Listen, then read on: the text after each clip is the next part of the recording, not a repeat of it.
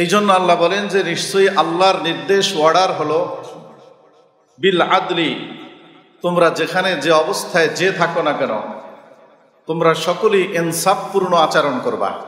কি করবা? ইন্নাল্লাহ ইয়া'মুরুকুম বিল আদল, নিশ্চয়ই আল্লাহ তাআলার নির্দেশ তোমাদের প্রতি ইনসাফ বাস্তবায়ন করা। এটা হলো আল্লাহ তাআলার নির্দেশ। ইনসাফ বাস্তবায়ন করা এটা শুধু আল্লাহ তাআলার নির্দেশ নয়, এটা মুহাম্মদুর রাসূলুল্লাহ সাল্লাল্লাহু আলাইহি ওয়াসাল্লামেরও নির্দেশ। শুধু তাই না, এই পৃথিবীর সকল সুস্থ বিবেক, দল মত ধর্ম বর্ণ নির্বিশেষে পৃথিবীর কোনো মানুষ ইনসাফের বিপক্ষে বলে না। কি বলেন? বলে, কিন্তু করে অনেকেই করে। আপনিও করেন, আমিও করি, অনেকেই করে যে আমরা ইনসাফের বিপরীত কাজ করি, কিন্তু মুখে আমরা কেউ বলি না যে ইনসাফ এটা ভালো না। কি বলেন? বলি। পৃথিবীর সবাই বলি ইনসাফ এটা করতে হবে। তো আমাদের নবী মুহাম্মদুর রাসূলুল্লাহ সাল্লাল্লাহু আলাইহি ওয়াসাল্লাম পৃথিবীর এমন একজন রোল মডেল বিশ্ব মানবতার, যিনি শুধু মুখেই বলেননি, তিনি বরং তার বাস্তব জীবনে সেটা প্র্যাকটিক্যাল মানুষকে, বিশ্ব মানবতাকে ইনসাফ করে তিনি এটা দেখিয়েছেন। জোরে বলেন সুবহানাল্লাহ। শুধু তাই না, সহিহ বুখারী শরীফের 1423 নম্বর হাদিস আমি আপনাদের খেদমতে আজকে পাঠ করেছি। গত জুমায় আমাদের আলোচনা ছিল কিয়ামতের ভয়াবহ বিভীষিকাময় পরিস্থিতি। রাসূল করিম সাল্লাল্লাহু আলাইহি সাল্লাম বলেন, কিয়ামতের ওই কঠিন পরিস্থিতিতে আল্লাহ রাব্বুল আলামিন 7 শ্রেণীর মানুষকে তার আরশের নিচে ছায়া দান করবেন। কত শ্রেণীর মানুষ? 7 শ্রেণীর মানুষ। ওই যে গত জুমা আমি শেষের দিকে বলছিলাম, সময় কম, যে কিছু মানুষ জান্নাতে চলে যাবে ভিআইপি টিকিট নিয়ে, ভিআইপি টিকিট নিয়ে। তাদের মধ্যে এই 7 শ্রেণী এই হাদিসের মধ্যে আছে, যারা কিয়ামতের ময়দানে বিনা হিসাব বিজনেস ক্লাসের টিকিট নিয়ে জান্নাতে যাবে। তাদের মধ্যে এই হাদিসে সহিহ বুখারীর 1423 নম্বর হাদিসে রাসূল করিম সাল্লাল্লাহু আলাইহি ওয়াসাল্লাম 7 প্রকারের মানুষের কথা বলেছেন। কত প্রকার? 7 প্রকার। এই 7 শ্রেণীর মানুষ বিনা হিসাব জান্নাতি হবে। সুবহানাল্লাহ। তাদের মধ্যে 1 নম্বর হলো ইমামুন আদিলুন, ন্যায়পরায়ণ শাসক। ন্যায়পরায়ণ শাসক। ন্যায়পরায়ণ শাসক যে হবে, আল্লাহ রাব্বুল আলামিন ওই শাসককে দুনিয়ায় যেরকম ইজ্জত দান করছেন, আখিরাতেও আল্লাহ তাআলা ইজ্জতের মালা গলায় দিয়ে বিনা হিসাব আল্লাহ তাআলা জান্নাত দান করবে। জোরে বলেন সুবহানাল্লাহ। ন্যায়পরায়ণ শাসক। আমাদের নবী মুহাম্মদুর রাসূলুল্লাহ সাল্লাল্লাহু আলাইহি ওয়াসাল্লাম পৃথিবীর সবচেয়ে বড় ন্যায়পরায়ণ কি ছিলেন? শাসক ছিলেন। ন্যায়পরায়ণ শাসক ছিলেন। এরপরে হযরত আবু বকর সিদ্দিক রাদিয়াল্লাহু তাআলা আনহু ন্যায়পরায়ণ শাসক ছিলেন। হযরত ওমর ফারুক রাদিয়াল্লাহু তাআলা আনহু ন্যায়পরায়ণ শাসক ছিলেন।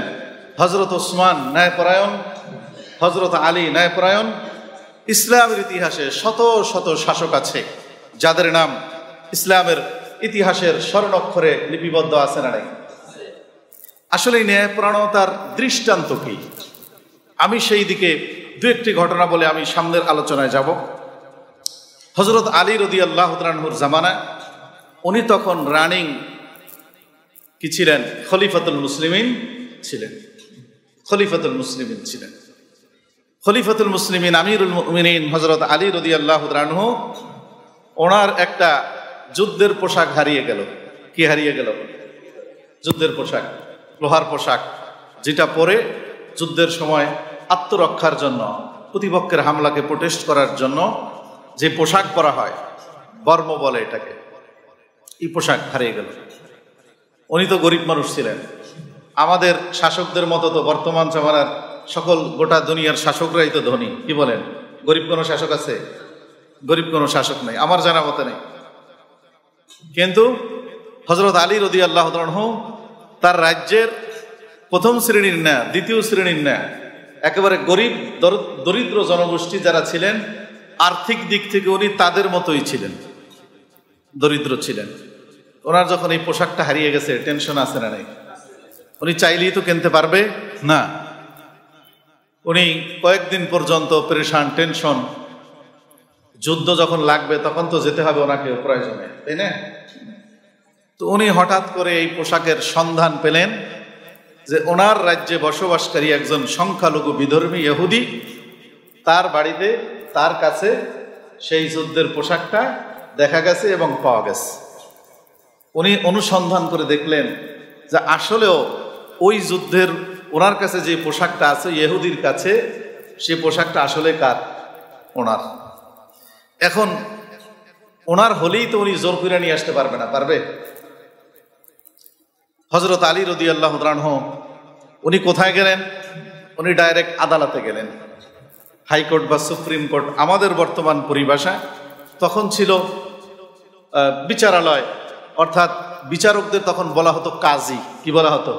কাজী। কাজী বলা হতো। আর আমরা এখন কাজী বলি যে শুধু বিবাহ শাদী পড়ায়। তখন ইমাম বলা হতো, যিনি রাষ্ট্রপ্রধান তাকে ইমাম। তিনি থেকে শুরু করে প্রশাসন মানে প্রশাসক, যারা শাসক শ্রেণীর বিভিন্ন পর্যায়ের দায়িত্ব আছে, ওয়ার্ডের হোক, আপনার একটা থানার হোক, জেলার হোক, তাদেরকে বলা হতো ইমাম। ইমাম ইমাম এটা অনেক উচ্চ পর্যায়ের শব্দ। ইমামের প্রভাবে সকলে প্রভাবিত হয়, কারো প্রভাবে ইমাম প্রভাবিত হয় না। বুঝতেছেন কথা? ইমাম সাহেব ধমক দেয় কিনা সেই ডরে থাকতো সবাই।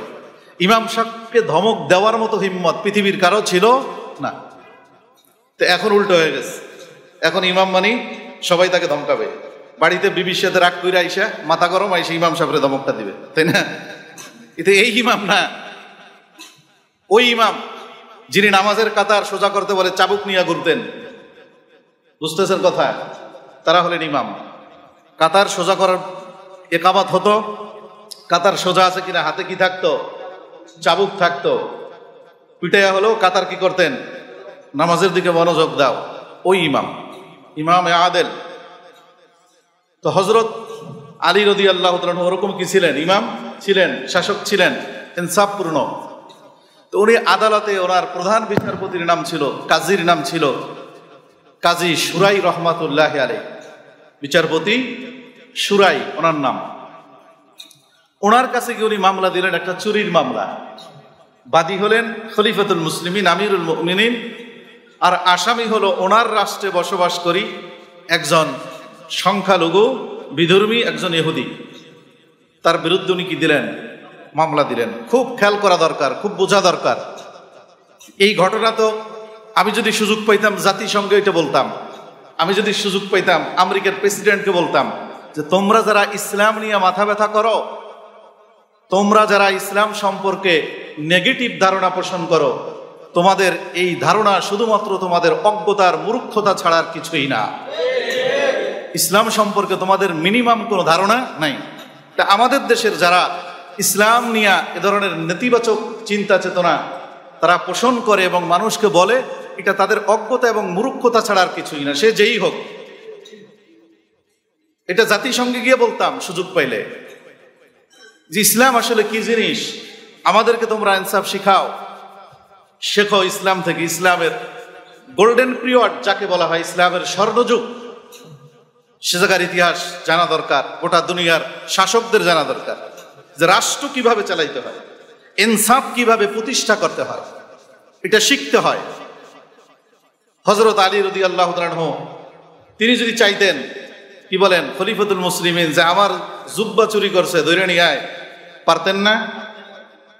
যে আইন আবিষ্কার করলেন, যিনি আইনের সর্বোচ্চ ব্যক্তি, সে যদি নিজে আইন না মানেন তাহলে তার রাষ্ট্রের জনগণ মানবেনি। তো হযরত আলী রাদিয়াল্লাহু আনহু সেটা করলেন না। ক্ষমতার অপপ্রয়োগ তিনি চান নাই। তিনি নিয়মতান্ত্রিকভাবে, ইসলাম ওইটা সমর্থন করে না, এজন্য তিনি কি করলেন? মামলা দায়ের করলেন। কার বিরুদ্ধে? ওই চোরের বিরুদ্ধে, ইহুদি চোরের বিরুদ্ধে।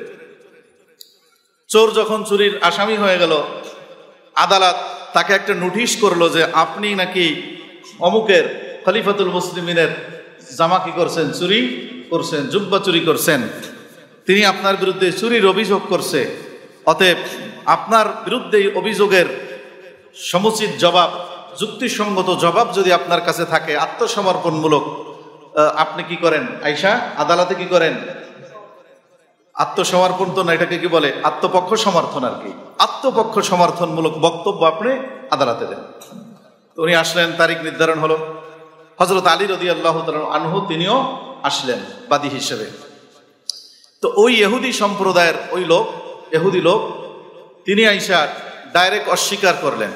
তিনি বললেন, এই জুব্বাইটা আমার। এই জুব্বাইটা কার? আমার। এই জুব্বার একক নিরঙ্কুশ মালিকানা আমি। শুধু আমি না, আমার বাপের আমল থেকে এই জুব্বা আমার বাবা আমাকে দিয়েছে, আমার বাবাকে আমার দাদা দিয়েছে। এভাবে কোন পুরুষ থেকে আসছে সেটা আমার জানা নাই। অর্থাৎ এই জুব্বার মালিকানা বংশ ক্রমে কি আমি। যেভাবে বলা দরকার আর কি, নিজেরটা সাবেত করার জন্য যেমনে বলা দরকার আর কি, বুঝেন না, এমনি উনি বললেন। তখন ওনার দাবি আর হযরত আলী রাদিয়াল্লাহু তাআলা আনহুর দাবি যেহেতু বিপরীতমুখী হলো, এবার আদালতের নিয়ম অনুযায়ী কাজী শুরাই বললেন যে, মাননীয় খলিফাতুল মুসলিমিন, তাহলে এবার আপনি আপনার ডকুমেন্টস পেশ করেন। এই জুব্বাটা যে আপনার, তার সপক্ষে আপনার কাছে কি দলিল আছে? দলিল কি? দলিল হলো সাক্ষী প্রমাণ পেশ করতে হবে। কি সাক্ষী? সাক্ষীর নেশাব হলো 2 জন পুরুষ, কমপক্ষে 2 জন কি লাগবে? পুরুষ লাগবে এবং আদেল লাগবে। সমাজে যারা বাটপাট সিটার হিসাবে স্বীকৃত এমন লোকের সাক্ষী হইলে হবে না। যারা 500 টাকা দিলেই কি করে? মিথ্যা মামলা একটা দায়ের করে দেয় একজনের বিরুদ্ধে। যারা 1000 টাকা দিলে একজনের বিরুদ্ধে মিথ্যা সাক্ষী দেয়, এরকম লোক হইলে হবে না। সমাজের সাধারণ মানুষের কাছে যিনি একজন ন্যায় এবং ইনসাফপূর্ণ ব্যক্তি, যার সততা সমাজের মধ্যে কি আছে? প্রসিদ্ধ আছে, এরকম 2 জন লোক লাগবে। আর যদি 2 জন পুরুষ না পাওয়া যায়, 1 জন পুরুষ, 2 জন কি লাগবে? মহিলা লাগবে। কারণ 2 জন মহিলার সাক্ষী 1 জন পুরুষের সাক্ষীর কি সমান। এটা ইসলামের নিয়ম আর কি। তো উনি বললেন যে, তাহলে মাননীয় আদালত, আমার এই সাক্ষী জোগাড় করতে আমার মিনিমাম কমপক্ষে 3 দিন সময় লাগবে। কয় দিন? 3 দিন সময় লাগবে। তখন আদালত এই মামলার শুনানি মুলতবি ঘোষণা করে পরবর্তী 3 দিন পরে শুনানির ডেট নির্ধারণ করলো, তারিখ নির্ধারণ করলো। নির্ধারিত তারিখে ইহুদিও আসলো এবং হযরত আলী রাদিয়াল্লাহু তাআলা আনহুও আদালতে কি করলেন? আসলেন। 3 দিন পর্যন্ত হযরত আলী তার রাজ্যের ভিতরে এই জুব্বাটা যে তার, এই সপক্ষে সাক্ষী দেওয়ার জন্য লোক খুঁজলেন। এই 3 দিন পর্যন্ত তার পক্ষে সাক্ষী দেওয়ার মতো তেমন কোনো লোক পেলেন না। একজন লোক পেলেন, সে হলো তার ছেলে, বড় সন্তান হযরত হাসান রাদিয়াল্লাহু তাআলা আনহু। আর একজন লোক হলো তার আজাদকৃত গোলাম। আগে তার গোলাম ছিল, পরে কি হয়ে গেছে? তাকে তিনি স্বাধীন করে দিয়েছেন। এমন একজন গোলামকে পেলেন।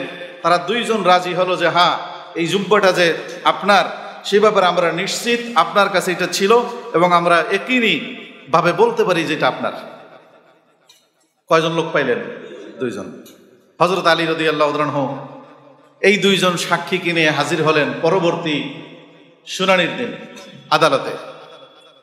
কিন্তু আদালতের পক্ষ থেকে তাদের পরিচয় যখন জানা হলো, সাক্ষীরা কারা, তখন বলা হলো একজন সাক্ষী হযরত আলী রাদিয়াল্লাহু তাআলা আনহুর বড় ছেলে, আর একজন সাক্ষী তার আজাদকৃত গোলাম। এই ইসলামী আইনের মধ্যে এখানে 2টা ধারা আছে, 2টা ইখতিলাফ আছে, মতামত আছে। মতামত অনুযায়ী বিচারপতির কাজী শুরাই রহমাতুল্লাহি আলাইহি তিনি একটা মত পোষণ করতেন। হযরত আলী রাদিয়াল্লাহু তাআলা আনহু তার নিজের মামলার নিজে উকিল ছিলেন, তিনি ভিন্ন মত পোষণ করতেন। সেটা কি? যে নিজের সন্তান যদি নিজের পক্ষে সাক্ষী দেয়, এটা গ্রহণযোগ্য হবে কি হবে না।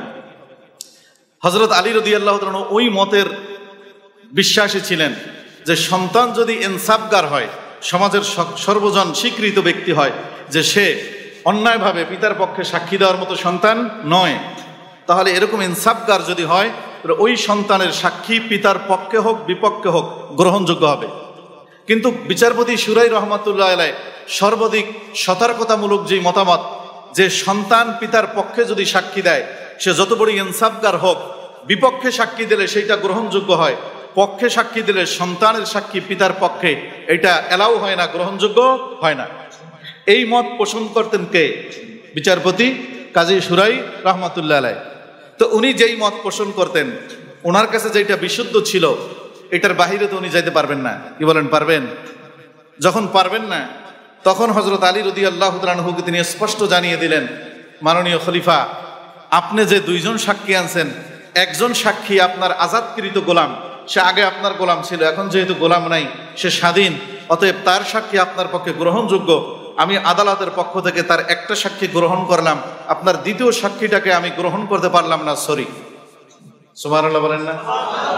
আপনার এই সাক্ষীটা গ্রহণযোগ্য না, ইহুদির বিপক্ষে আপনার পক্ষে, আপনার যেহেতু সন্তান হযরত হাসান। আচ্ছা বলেন, হযরত হাসান কি মিথ্যা কথা বলবেন? কিন্তু এটা আদালত, এখানে চেহারা দেখে কোনো কি হবে না, বিচার হবে না। এই শিক্ষা গোটা পৃথিবীর সকল বিচারক, সকল শাসক, সকল রাজা, সকলকে ইসলাম থেকে এটা নিতে হবে। যদি পৃথিবীতে ইনসাফ এবং ন্যায় এবং শান্তি প্রতিষ্ঠা করতে হয়, গায়ের জোরে কোনোদিন শান্তি প্রতিষ্ঠা করা যায় না, এটা মনে রাখতে হবে।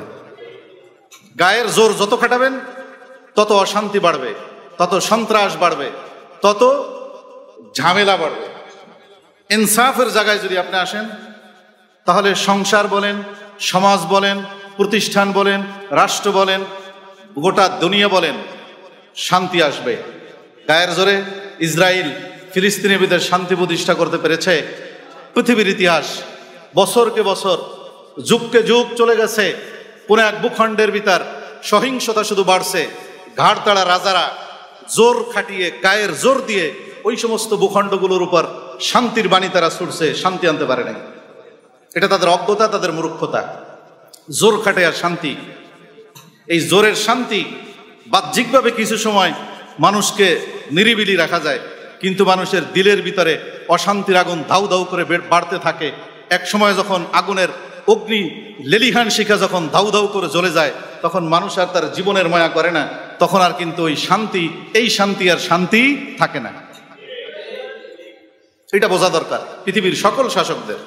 এই জন্য ইসলাম, আল্লাহ রাব্বুল আলামিন গোটা সমগ্র মানব জাতির স্রষ্টা, তিনি যেই থিওরি দেন, তিনি যেই নীতি দেন, সেই নীতির বাহিরে কোনো নীতি পৃথিবীর মানব জাতির জন্য কল্যাণকর হতে পারে না। হযরত আলী রাদিয়াল্লাহু তাআলা আনহু তখন আদালতের কাছে বললেন, মাননীয় আদালত, তাহলে আমার পক্ষে আরেকজন সাক্ষী জোগাড় করা এটা যেহেতু একটু কঠিন ব্যাপার, আমি আগে 3 দিন ট্রাই করছি না, আমাকে এইবার আরো একটু বেশি সময় দেওয়া উচিত। আমি 1 সপ্তাহ সময়ের আবেদন করলাম। আদালত তাকে 1 সপ্তাহ সময় দিল, যা আপনি কি করেন, 1 সপ্তাহ সময় নিয়ে আসেন, একজন সাক্ষী নিয়ে আসেন। খুব খেয়াল করবেন, খুব খেয়াল করবেন, বর্তমান দুনিয়ার সাক্ষী, বিচার, আদালত, এই ব্যবস্থাকে, ইসলামের সেই গোল্ডেন পিরিয়ড, স্বর্ণযুগকে আপনারা পরিমাপ করবেন, যাদের আল্লাহ তাআলা যাদের মাথার ভিতরে জ্ঞান দান করছে। আপনি যদি কোনো একটা বিষয় সঠিকভাবে আপনার জ্ঞান দিয়ে বোঝার পরেও যদি কোনো আসাবিয়াতের কারণে আপনার বংশ, আপনার এলাকা, আপনার বাড়ির লোক, আপনার গোষ্ঠী, আপনার দলের লোক, এই জন্য যদি আপনি আকলের ভিতরে ইনসাফটাকে না নিতে পারেন, আপনিও কাল কিয়ামতের ময়দানে বিনা হিসাবে জাহান্নামী হবেন। কারণ আপনি আকলের ভিতরে ইনসাফ প্রতিষ্ঠা করতে পারেন নাই। এই জন্য ইনসাফের সর্বনিম্ন পরিমাণ কি সেটা আমি হাদিস থেকে বলবো। রাসূল করিম সাল্লাল্লাহু আলাইহি ওয়াসাল্লাম বললেন, শুধুমাত্র শাসক বলতে তোমরা রাষ্ট্রপ্রধানের দিকে তাকাই থাকো না। আলা কুল্লুকুম রাইন ওয়া কুল্লুকুম মাসউলুন আন রাইয়াতিহি, আল আমিরু রাইন মাসউলুন আন রাইয়াতিহি, আর রাজুলু রাইন আলা আহলি বাইতিহি ফাহুয়া মাসউলুন আন রাইয়াতিহি, আল মারআতু রাইয়াতুন আলা বাইতি যাওজিহা ফাহিয়া মাসউলাতুন আন রাইয়াতিহা। আলা কুল্লুকুম রাইন ওয়া কুল্লুকুম মাসউলুন আন রাইয়াতিহি। নবীজি বলেন, তোমরা সকলেই শাসক। সকলেই কি শাসক? তোমাদের প্রত্যেক শাসক কি তার অধীনস্থদের ব্যাপারে হাসরের ময়দানে জিজ্ঞাসা করা হবে যে তুমি তোমার অধীনস্থদের উপরে ইনসাফ এবং ন্যায় প্রতিষ্ঠা করছো কি করছো না। এরপরে নবীজি বলেন, রাষ্ট্রপ্রধান শাসক তার সমগ্র রাষ্ট্রের জনগণের উপর, সমগ্র জনগণের উপরে ইনসাফ প্রতিষ্ঠা করছে কিনা তাকে জিজ্ঞাসা করা হবে। একজন পুরুষ, তার যদি কোনো রাষ্ট্রীয় দায়িত্ব নাও থাকে, সে তার ঘরের শাসক, ঘরের মধ্যে সে ইনসাফ প্রতিষ্ঠা করছে কিনা সেটা তাকে জিজ্ঞাসা করা হবে। একজন নারী, তার যদি কোনো সামাজিক এবং রাষ্ট্রীয় দায়িত্ব নাও থাকে, সে তার স্বামীর সংসারের মধ্যে যারা আছে তাদের উপরে সে শাসক, ওই নারীকেও তার শাসক, তার শাসনের মাথা হাতে যারা আছে, সন্তান সন্ততি সহ ঘরের আসবাব মাল, স্বামীর আমানত, সেটার উপর তাকে জিজ্ঞাসা করা হবে। এভাবে সবাই শাসক। সাহাবী প্রশ্ন করলেন, আমার তো কিছুই নাই, সন্তানও নাই, স্ত্রীও নাই, নবী বলেন, তুমি তোমার অঙ্গ প্রত্যঙ্গের শাসক, তোমার আকল এবং বুদ্ধি আর বিবেক এটাকেও ইনসাফের সাথে পরিচালনা করতে হবে। তুমি যদি ন্যায় বোঝার পরে, যেটা ন্যায়, কিন্তু দুই ব্যক্তি গন্ডগোল লাগছে, বুঝতেছে ওই লোক যেটা বলছে এটা ন্যায়, কিন্তু ন্যায়ের বিপক্ষে তুমি গেলা কেন? সে তোমার খালাতো ভাই। অন্যায়কারী তোমার কি খালাতো ভাই, অন্যায়কারী তোমার মামাতো ভাই। তো এই ন্যায় বোঝার পরও একটু ঘুরাইয়া ফেরাইয়া তুমি তোমার মামাতো ভাইকে সাপোর্ট দিলা। আল্লাহ রসুল বলেন, মান মাতা আলা আসাবিয়াতিন ফাদাখালান নার, যে ব্যক্তি এই পার্সিয়ালিটি করলো, নিজের আকল বিরোধী, আকলকে বেইনসাফ কইরা এই পার্সিয়ালিটির উপরে সে মৃত্যুবরণ করলো। তা আরব দেশে বেশি চলতো, বংশের সাথে বংশ গন্ডগোল লাগছে, ন্যায় অন্যায় না দেখা নিজের বংশের লোকের পক্ষে ঢাল তরোয়াল নিয়ে নামছে। বুঝতেছেন কথা? এটার নাম হলো আসাবিয়াত, পার্সিয়ালিটি যাকে বলা হয়। একজন মুমিন সে কখনোই পার্সিয়ালিটি করতে পারে না, তাকে ইনসাফ এবং ন্যায়ের উপর থাকতে হবে। আমার সন্তান যদি অন্যায় করে, তাহলে প্রতিবেশীর সন্তান যদি ন্যায়ের উপর থাকে, আমাকে আমার সন্তানকে শাসন করতে হবে এবং স্পষ্ট বলতে হবে এখানে আমার সন্তানের অন্যায়, আমার সন্তানের কি অন্যায়। হযরত আলী রাদিয়াল্লাহু তাআলা আনহু শাসক ছিলেন। তিনি এক সপ্তাহ সময় নিয়ে আদালতে ঘুরলেন যে ভাই আমার পক্ষে একটা সাক্ষী দেওয়া যায় কিনা। হযরত আলী রাদিয়াল্লাহু তাআলা আনহু এক সপ্তাহ ঘোরার পরেও কোনো মানুষ তার পক্ষে রাজি হলো না যে তার পক্ষে সাক্ষী দেওয়ার জন্য। সুবহানাল্লাহ বলেন। কেন?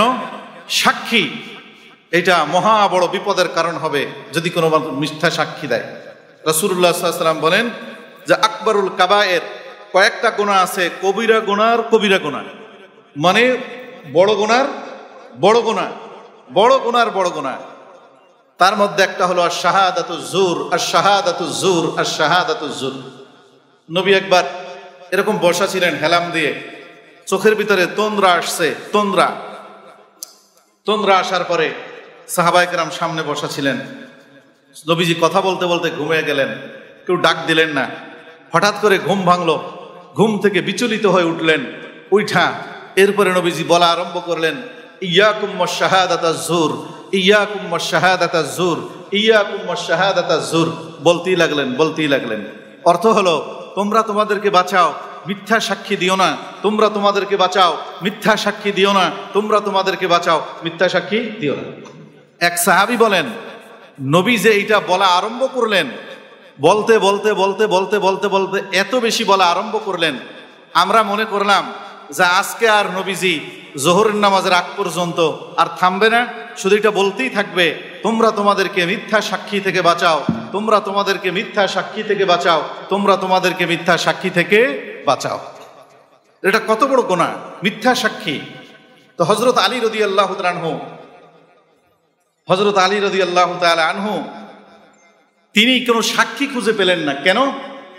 সবাই বলে দিলেন এই জামাটা যে আপনার, এটা আমরা দেখেছি যে আপনি অনেকবার গায়ে দিয়েছেন, আপনি আমাদের খলিফাতুল মুসলিমিন, কিন্তু আমি তো ওই জামার মতো তো জামা থাকতে পারে একজন আমাদের রাষ্ট্রে বসবাসকারী ইহুদি সংখ্যালঘু, আজকে আমি আপনার পক্ষে সাক্ষী দিব, আপনি খলিফাতুল মুসলিমিন, আপনাকে খুশি করার জন্য।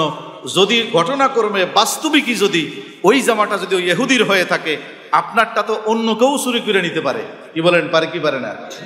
কাল কিয়ামতের ময়দানে যদি আল্লাহ আমাকে ধরে যে খলিফাতুল মুসলিমিনকে খুশি করার জন্য চাটুকারিতা কইরা তার পক্ষে সাক্ষী দিছিলা, আর একজন বিধর্মী ইহুদি সংখ্যালঘু তোমাদের প্রতিবেশী দুর্বল পাইয়া তোমরা তার বিরুদ্ধে সাক্ষী দিছিলা, যদি কাশীপুরী সাক্ষীর বিচার আল্লাহ ওই কিয়ামতের ময়দানে আমার ধইরা করা আরম্ভ করে, আমার কি অবস্থা হবে?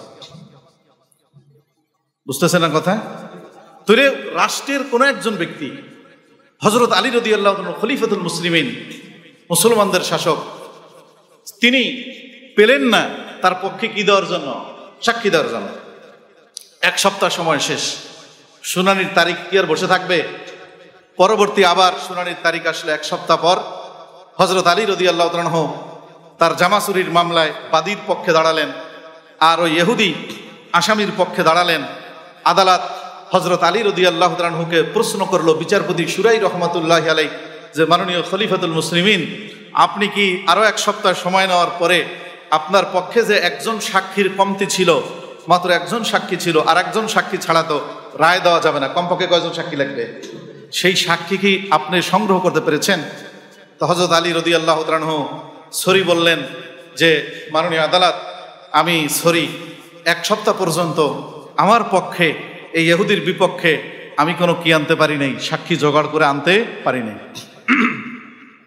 ইসলামের নিয়ম হলো, যখন বাদী পক্ষ দলিল প্রমাণ পেশ করতে কি হবে, অপারগ হবে, অক্ষম হবে, তখন যিনি বিবাদী তাকে আল্লাহর নামে শপথ দেওয়া হবে যে তুমি আল্লাহর নামে শপথ করে বলো যে আসলে এই জামাটা কি তোমার, নাকি তোমার বিরুদ্ধে যিনি বাদী মামলা দায়ের করছে ওনার।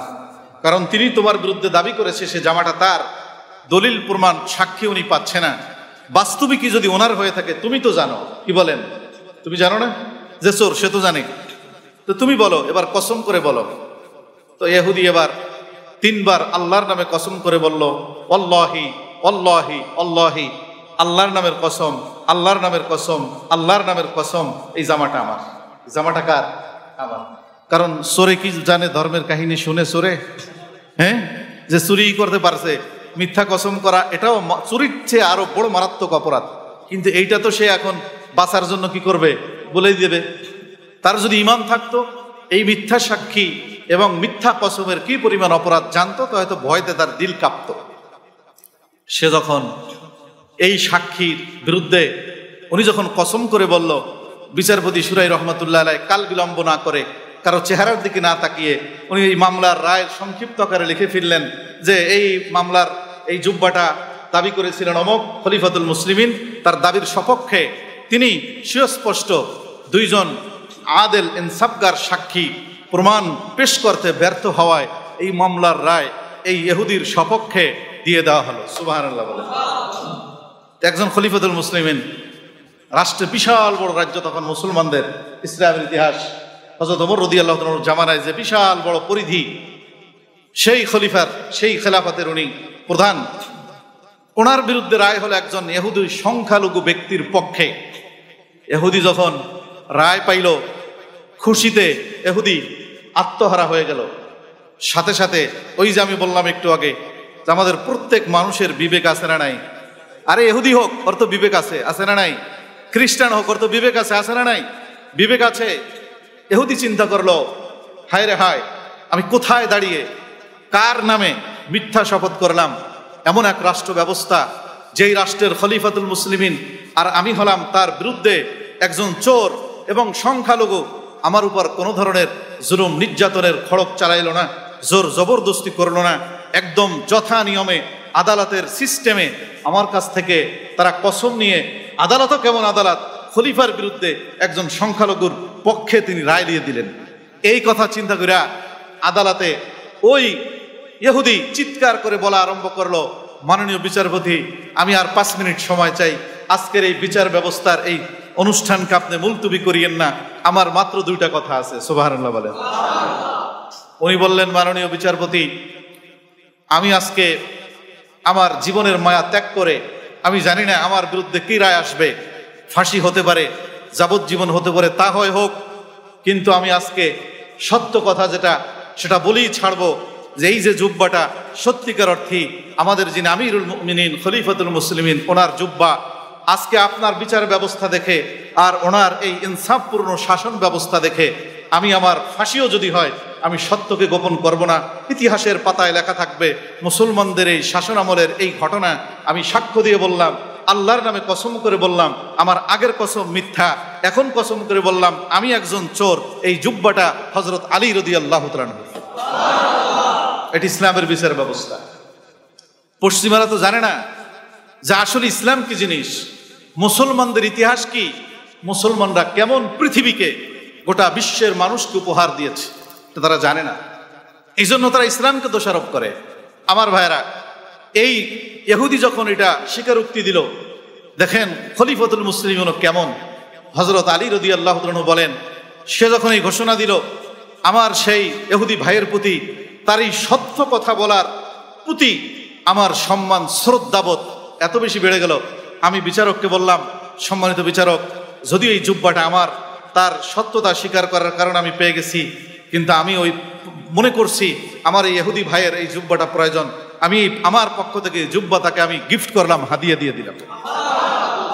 ইহুদি সাথে সাথে পড়লো আশহাদু আল্লা ইলাহা ইল্লাল্লাহ ওয়া আশহাদু আন্না মুহাম্মাদার রাসূলুল্লাহ।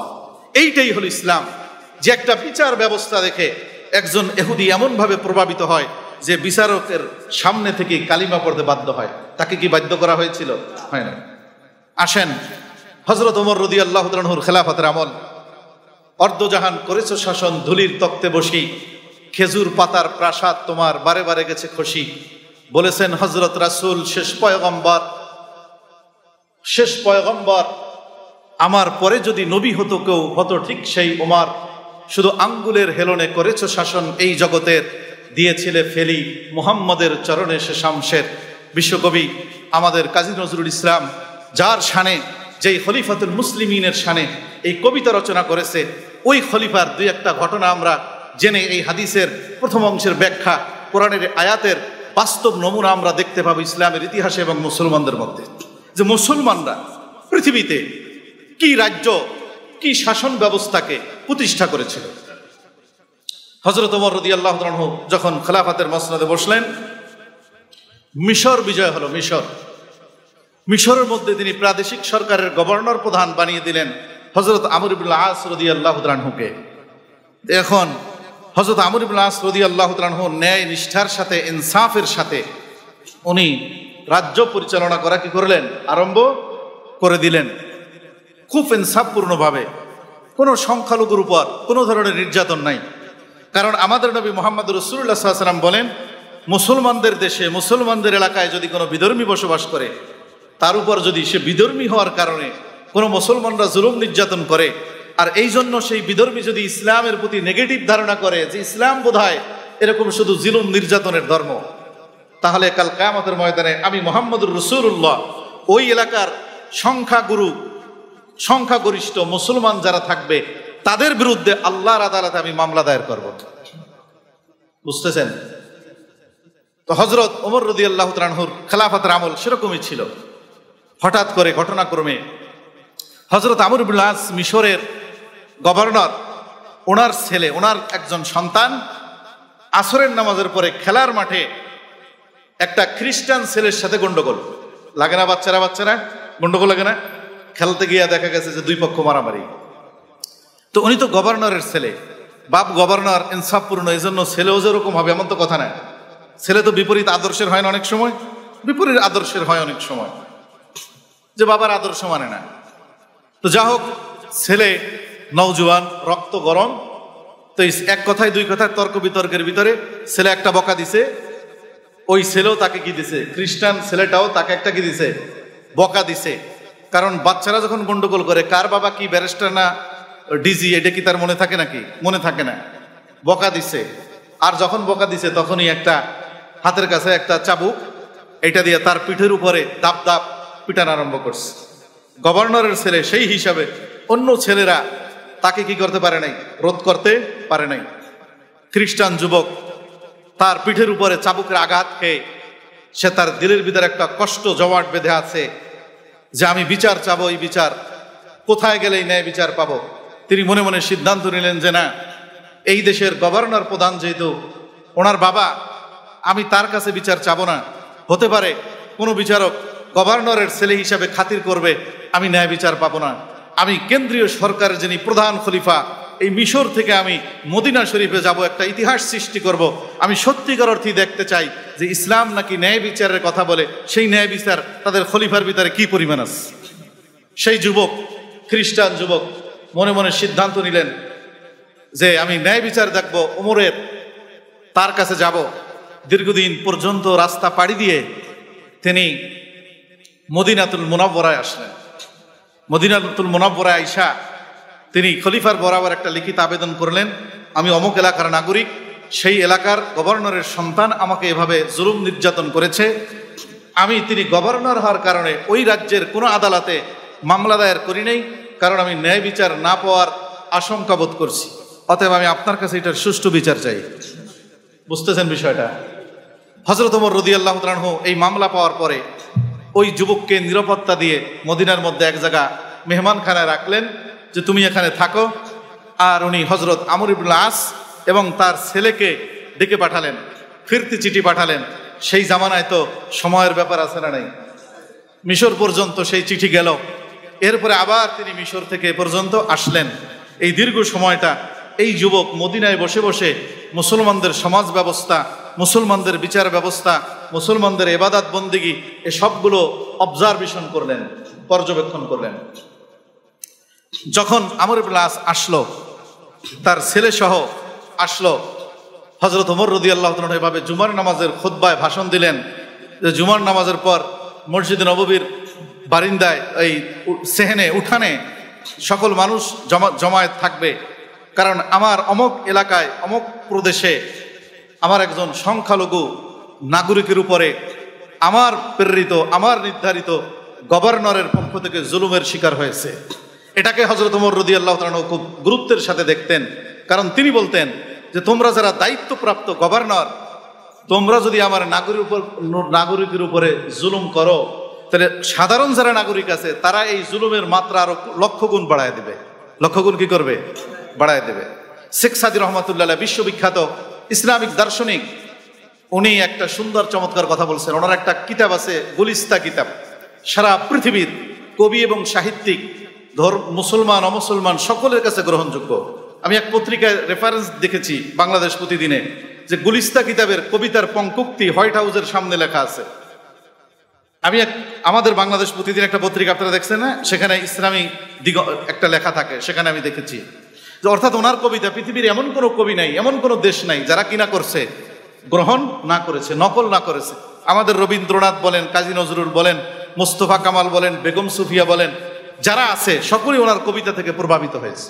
উনি লিখেছেন যে সিটি মেয়র যিনি থাকেন, শহরের যিনি প্রধান, আমাদের এই শহরের আমাদের কাউন্সিলর, আজকে সম্মানিত কাউন্সিলর উপস্থিত, আল্লাহ তাআলা তার নেক হায়াত দান করুক, তার সুশাসন এর সুফল আমাদেরকে দীর্ঘদিন পর্যন্ত ভোগ করার তৌফিক দান করুক, সকলে বলুন আমিন। ঠিক আছে, পরে তো উনি বলতেছিলেন শেখ সাদী, যে কাউন্সিলর সাহেব যদি, কাউন্সিলর সাহেব আমাদের বর্তমান পরিভাষায় আমি উদাহরণ দিয়ে বলি, উনি অন্য ভাষায় বলছে, কারণ এক এক জামানায় এক একটা নাম ছিল। ওই যে বললাম আগে বিচারকদেরকে বলা হয়তো কি কাজী, তো উনি বলেন যে এই এলাকার যে দায়িত্বপ্রাপ্ত শাসক, আমাদের যিনি শাসক কাউন্সিলর, উনি যদি নির্দেশ দেয় ওনার ছেলে মেয়েদেরকে, বলে অমুক বাড়ির ওই যে বুড়ি বিধবা মহিলা, তার মুরগিতে ডিম পাড়ে, যাও একালি ডিম নিয়ে আসো, আমরা আজকে সকালবেলা সেদ্ধ করে খাবো, এতটুকু জুলুমের যদি নির্দেশ উনি দেয়, ওনার যারা সঙ্গপঙ্গ আছে, যারা ডিম আনতে যাবে, ওরা শুধু ডিম আইনা খানতে দেবে না, ওই বুড়ির মুরগি সহ নিয়ে আসবে। কথা বলেন ঠিক না ঠিক? এতটুক যদি সে নির্দেশ দিয়ে দেয়, তাহলে এই যে এতটুক নির্দেশ ওনার থেকে যদি ইশারাতান দেওয়া হয়, তাহলে তারা কি করবে? সর্বনাশ করে দিবে। যদি উনি যদি বলে যে অমকের গাছের ডাব পেড়ে নিয়ে আসো, জুলুম করে, ওরা গাছের গোড়া সহ খুঁজা নিয়ে আসবে, স্যার এই যে গাছের গোড়া সহ আনছে। তো হযরত ওমর রাদিয়াল্লাহু তাআলা এই জন্য এটাকে খুব গুরুত্ব দিতেন। উনি গভর্নরকে ডাকলেন, ওনার ছেলেকে ডাকলেন, সর্বপ্রথম সমগ্র মুসলমানদের সামনে, নাগরিকদের সামনে উনি সেই বিধর্মী সন্তানটাকে, যুবকটাকে নির্ভয় দিয়ে সেখানে উপস্থিত করলেন। এরপর ওনার বক্তব্যটা শুনেন। প্রথম বক্তব্যটা উনি বললেন, ইয়া ইবনাল আস, হে আসের পুত্র, হে আমর, আসের পুত্র আমর, তোমার বাবা কি পরিমাণ সম্মানী লোক ছিল আইয়ামে জাহিলিয়াতের যুগে আমি জানি, তুমিও কোন পরিমাণ জমিদারের সন্তান সেটাও আমি জানি। এই ইসলামের সুমহান বরকতে, মুহাম্মদুর রাসূলুল্লাহর আদর্শে আর তার জুতার ধুলিবালির বরকতে আজকে তুমি রাষ্ট্রপ্রধান হইছ, আর আমি গরুর রাখাল ওমর, আজকে আমি খলিফাতুল মুসলিমিন হইছি। তোমাকে কে এত আস্পর্ধা দিল? তুমি আমার সমগ্র মিশরের নাগরিকদেরকে তুমি গোলাম বানায় ফেললা। ইয়া ইবনাল আস, আজআলতুমুন নাসা আবিদান, তুমি কি আমার মিশরের সকল নাগরিকদেরকে তোমার পোষ্য গোলাম বানাইতে চাও? ওয়াকাদ ওয়ালাদাতহুম উম্মুহুম আহরারা, তাদেরকে তো তাদের মায়েরা গোলাম হিসাবে জন্ম দেয় নাই, স্বাধীন সন্তান হিসাবে তারা প্রসাব করেছিল। তোমার এত বড় আস্পর্ধা কোথা থেকে আসলো? এই বক্তব্য প্রথম দিয়ে এরপরে জিজ্ঞাসা করলেন ঘটনার আদ্যপান্ত শুনে। উনি দেখলেন যে হ্যাঁ, ঘটনা সঠিক, যে তার সন্তান তার উপরে জুলুম করেছে। তখন হযরত ওমর রাদিয়াল্লাহু তাআলা এই হাজার হাজার মুসলমানদের সামনে ওই একটা চাবুক, ওনার হাতের চাবুকটা এই খ্রিস্টান ছেলেকে ডাইকা বললেন, নাও তোমার হাতে চাবুক নাও, তোমাকে কতটা পিটান দিয়েছে আমি জানি না, কিন্তু তুমি জানো তোমার কতটুকু জোরে দিছে এটা তুমি অনুভব করছো। তোমাকে যতটুকুন আঘাত করেছে, যতটা আঘাত সে করেছে, আজকে আমার সামনে আমার গভর্নরের এই বখাটের ছেলের পিঠের উপরে তুমি সেই পরিমাণ আঘাত করো। দেখছেন বিচার? তখন ওই যুবকটা চোখের পানি ছেড়ে হাজার জনতার সামনে উনি বললেন, আমি আপনাদের সকলের কাছে ক্ষমা প্রার্থী, আমি বড় অন্যায় করেছি, জুলুম করেছি। আমি সামান্য একটা অপরাধের জন্য আমি আজকে কেন্দ্রীয় সরকারের প্রধান খলিফার কাছে আসছি। সে আমার ভাই, সে না বুঝে আমাকে মেরেছে, আমি তাকে মাফ করে দিলাম, সে তাকে মাফ করে দিল। ঘটনা সেখানেই সমাপ্ত হলো।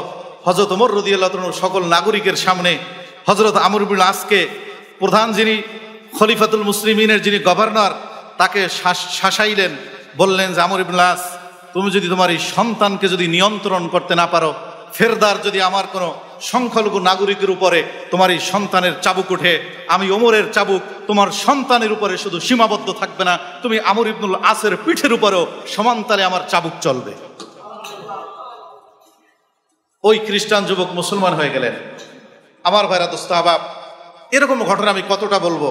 আমি যদি শুধু ইসলামের সোনালী যুগের ইনসাফপূর্ণ শাসন ব্যবস্থার বিবরণ দেই, তাহলে আমি 1 বছর পর্যন্ত শুধু এই বিষয় বয়ান করতে পারবো। আমার থলির ভিতরে আমার ক্ষুদ্র থলি শেষ হবে না। ছোট্ট আরেকটা ছোট্ট ঘটনা বলে আমি আমার কথা শেষ করব।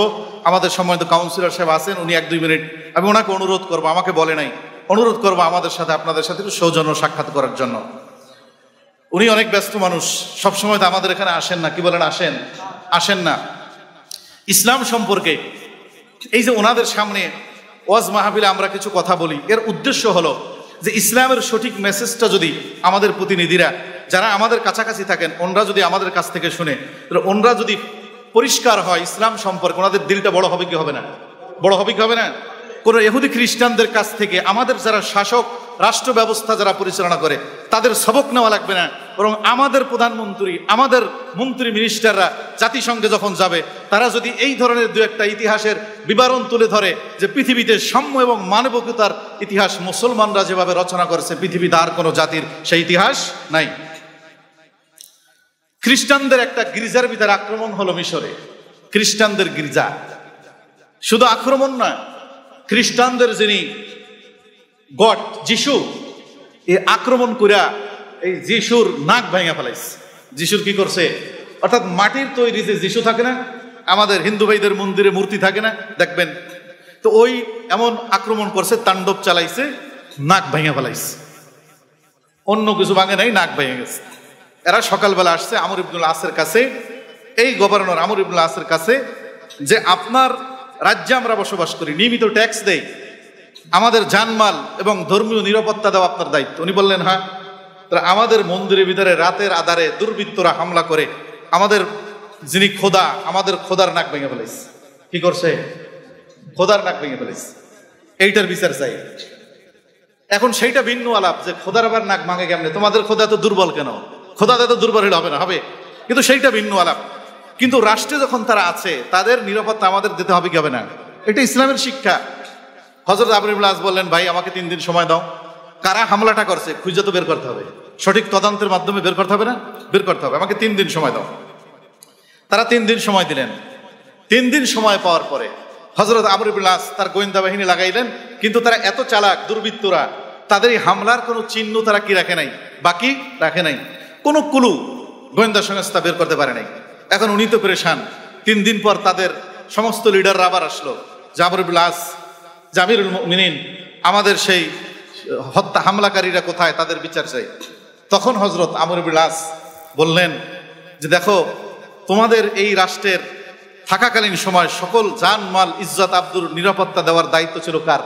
আমার। তা আমি আসলে তোমাদেরকে নিরাপত্তা দিতে ব্যর্থ হয়েছি। সর্বপ্রথম এই ব্যর্থতার দায় আমার। সর্বপ্রথম ব্যর্থতার দায় কার? আমার। মনে রাখবেন, সবসময় ব্যর্থতার দায় নিলে ইজ্জত হয় না, বরং কখনো কখনো ব্যর্থতায় দায় নেওয়ার কারণে মানুষের ইজ্জত মানুষের কাছে আরো বেড়ে যায়। কি বলেন, বাড়ে কি বাড়ে না? এই জন্য হযরত আমর ইবনে আস যখন বললেন ব্যর্থতা আমার, তাদের রাগ অর্ধেকটা কমে গেল। এরপরে উনি একটা তলোয়ার বের করে বললেন, এই তলোয়ার নাও, এই ব্যর্থতার দায়ে তোমাদের খোদার নাকের পরিবর্তে আমার নাকটাকে তোমরা কেটে দিয়ে যাও। কাটবে নাক? নাক কাটবে? ওই যে বলছিলাম বিবেক আছে না নাই? তা আমর ইবনে আস বললেন তোমরা আমার নাক কেটে দাও আমার ব্যর্থতার কারণে, কিন্তু আমি পারতেছি না এই দুর্বৃত্তদেরকে কি করতে, ধরতে। ব্যর্থতা আমার। তারা তাকে সালাম জানিয়ে শ্রদ্ধা জানিয়ে বিদায় হয়ে গেল, ক্ষমা প্রার্থনা করে যে সামান্য জিনিসে আমরা আপনাকে বারবার কি করছি, পিড়াপিড়ি করছি, মাফ করে দিয়েন, নিরাপত্তা দিয়েন। দোস্ত আহবাব, এই ধরনের যখন মানুষ ইনসাফ প্রতিষ্ঠা করে, ওই ব্যক্তির ইজ্জত আল্লাহ রাব্বুল আলামিন সমগ্র মাখলুকাতের ভিতর এই প্রভাব ফেলে দেয়। হযরত ওমর রাদিয়াল্লাহু তাআলার ইনসাফের বদৌলতে কি হয়েছিল সে ঘটনা আজকে আমি লম্বা চূড়া বলতে পারবো না, আমার সময় একেবারে অনেক বেশি হয়ে গেছে, আমি আপনাদের কাছে মাপ চাচ্ছি। কিন্তু আমি আমাদের অত্র এলাকার কাউন্সিলর সাহেবকে আজকে পাইছি, এই জন্য একটা দুটা কথা আমি বেশি বলে ফেলছি আর কি সময় নিয়ে। কারণ ওনাদেরকে পাইলে তো আমাদের গায়ের শক্তি বেড়ে যায়, বল বেড়ে যায়। কথা বলেন ঠিক না বেঠিক? গায়ে বল বাড়ে না? আর একজন অভিভাবক যখন এরকম থাকে তখন কথা বলতে মন চায়। কারণ যখন উনি থাকবে না তখন আমি বলবো শেখ সাদি আপনারা কবেন যে হুজুর কইছে ছাগল এল্লে দি, গন্ডগোল লাগবে কি লাগবে না? আমি বলবো ভালো, আপনারা কবেন যে খারাপ। কারণ সবাই তো এক মাপের মানুষ না, সবাই তো বুঝে না। আমার কথা শেষ করছি 1-2 মিনিটে।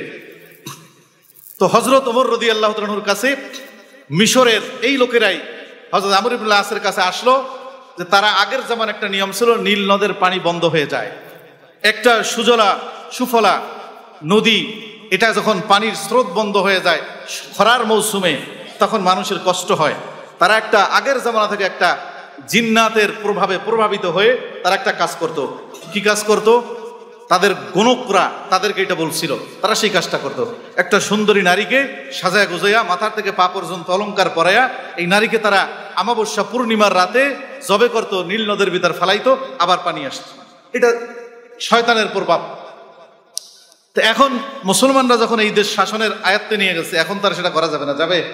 তারা আইসা বলল, লম্বা কথা আমি বলবো না, সংক্ষিপ্ত একেবারে সংক্ষিপ্ত বলছি।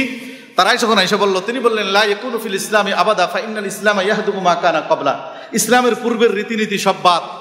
দেশ স্বাধীন হয়েছে, এখন আর পাকিস্তানের সংবিধান এই দেশে চলবে না। চলবে? তো আগের সব নিয়ম বাদ, এখন আমাদের যে ইসলামের সংবিধান সেটা চলবে। ইসলাম এরকম একজন নিরপরাধ নারীকে হত্যা করে আমি সেই পানি আনার ব্যবস্থা করতে দিতে পারি না। একজন মানুষের রক্তের বিনিময় আল্লাহ রাব্বুল আলামিন বলেন, একজন মুসলমানের মুমিনের রক্ত, একজন মানুষের রক্ত আল্লাহ তাআলার নিকট যদি একজন মানুষকে অন্যায়ভাবে হত্যা করে গোটা দুনিয়ার সবাই মিলে, আল্লাহ বলেন অন্যায়ভাবে হত্যা করার কারণে গোটা দুনিয়ার সবাইকে আমি জাহান্নামে দিতে পরোয়া করি না। হযরত আমর বললেন না, হবে না। তাহলে ওনরা বললেন তাহলে কি করবো? ফাআকামু আন-নীলু লা ইয়াজরি কলিলান ওয়ালা কাসীরা। সময় চলে যাচ্ছে, নীল নদে পানি আসছে না, তারাও অপেক্ষা করতেছে, সমাধান দিতে পারতেছে না। এখন সমাধান তো একটা দিতে হবে নাকি? সমাধান দেওয়া লাগবে না? চিঠি লিখলেন ফাকাতাবা আমর ইবনুল আস ইলা ওমর ইবনুল খাত্তাব রাদিয়াল্লাহু তাআলা আনহু। তিনি একটা চিঠি লিখলেন কেন্দ্রীয় সরকারের প্রধান যিনি গভর্নর তার কাছে। কারণ ছোট শাসক যারা কোনো সমস্যা দেখলে জানাবে কারে? বড়দেরকে। তো উনি হযরত ওমর রাদিয়াল্লাহু তাআলা যখন এই সমস্যা দেখলেন, উনি একটা চিঠি লিখলেন। চিঠি, এই কথা বলে আমার কথা আজকের কথা শেষ। ফাকাতাবা ওমরু ইলা আমর ইবনুল আস, তিনি আমর ইবনুল আসের কাছে একটা চিঠি লিখলেন। ওয়াকাতাবা ফিহি, চিঠির ভিতরে লিখলেন, ইয়া আমর ইবনুল আস, হে আমর ইবনুল আস, ইন্নী কদ বাস্তু বিতাকাতান ফি দাখিলি কিতাবি। তুমি এই চিঠির খামের ভিতরে ছোট্ট একটা পত্র পাবা। যখন এইটা তুমি পাবা তখন ফালকাহা ফিন নীল, নীল দরিয়ার ভিতরে ওই চিঠিটাকে তুমি নিক্ষেপ করবা। নিক্ষেপ করার পরে তুমি অপেক্ষা করবা, দেখবা নীল দরিয়ার ভিতর থেকে পানি আসবে। যদি পানি আসে সেই পানি আমার নাগরিকের প্রয়োজন।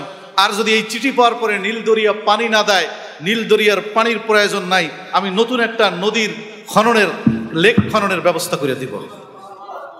তখন ওই চিঠি যখন ওনার কাছে আসলো, ফাতাহাহু, চিঠি উনি খুললেন।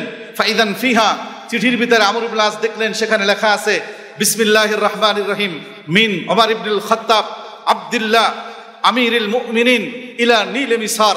চিঠির শুরুতে লেখা আছে এই চিঠিটি আল্লাহর গোলাম আমিরুল মুসলমানদের খলিফাতুল মুসলিমিন ওমর ইবনুল খাত্তাবের পক্ষ থেকে মিশরের নীল দরিয়ার নিকট প্রেরিত হলো। সুবহানাল্লাহ বলেন।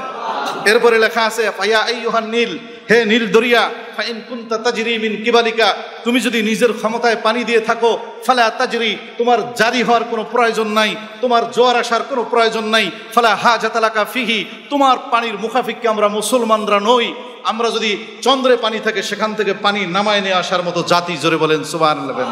তোমার পানির দরকার নাই। ফাইন, আর যদি ওয়াইন কানাল্লাহু ইয়াজরিয়াকা, আল্লাহ যদি তোমাকে জারি করে থাকে, ফাসআলুল্লাহাল ওয়াহিদাল কাহ্হার আইয়াজরিয়াকা, তাহলে তোমার কাছে আমার কোনো আবেদন নাই, আমি ওই আল্লাহর কাছেই পানি চাইলাম, আমার আল্লাহর হুকুমে তুমি পানি জারি করে দিবা। এই চিঠি উনি পায়া, এই চিঠি পায়া হযরত আমর ইবনে আস এই মিশরের নীল নদের কাছে গেলেন, নদীর ভিতরে পানি চিঠি ফেলে দিলেন। ওয়াকাদ আজরাহুল্লাহু তাআলা সিত্তাতা আশারা যরাইন ফি লাইলাতিন ওয়াহিদা। ঐতিহাসিকগণ লেখেন ওই রাতের ভিতরে, এক রাতে 18 হাত পর্যন্ত বান ডেকে নীল দরিয়ার ভিতরে পানি আসলো। ফানকাতা হাদিহি সুন্নাহ হাত্তাল আন। ওই যে নীল দরিয়ায় পানি আসলো, ইসলামের ইতিহাসে লেখে আজ পর্যন্ত, আজ অবধি মিশরের মানুষ এই নীল দরিয়ার পানি দিয়ে তাদের কৃষিকে উৎপাদন করে। আজ পর্যন্ত আর নীল দরিয়ায় পানির কোনো অভাব হয় নাই। একজন মুসলিম শাসক তিনি যখন ন্যায়ের উপরে থাকে, আল্লাহ তাআলা তাকে কি পরিমাণ আধ্যাত্মিক ক্ষমতা দান করে, পশু পাখি পর্যন্ত তাকে শ্রদ্ধা জ্ঞাপন করে। আল্লাহ তাআলা আমাদের কথাগুলো বোঝার তৌফিক দান করুক। মুসলিম বিশ্বের সকল শাসককে ইসলামের এই স্বর্ণযুগের ইতিহাস সামনে রেখে আল্লাহ তাআলা ইজ্জতের সাথে শাসন কার্য পরিচালনার তৌফিক দান করুক।